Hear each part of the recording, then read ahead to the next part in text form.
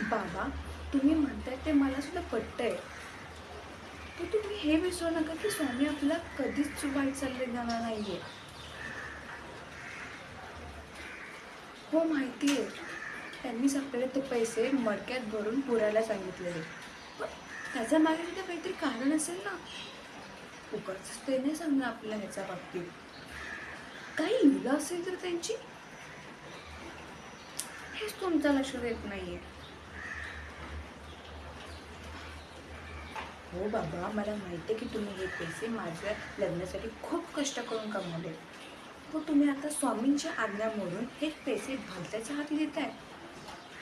आणि अशा माणसाच्या हाती, ज्याचा आम्हाला व्यवहार कधीच आवडला नाही. उद्याचं भलतं सलतं झालं पण त्याला जबाबदार कोण?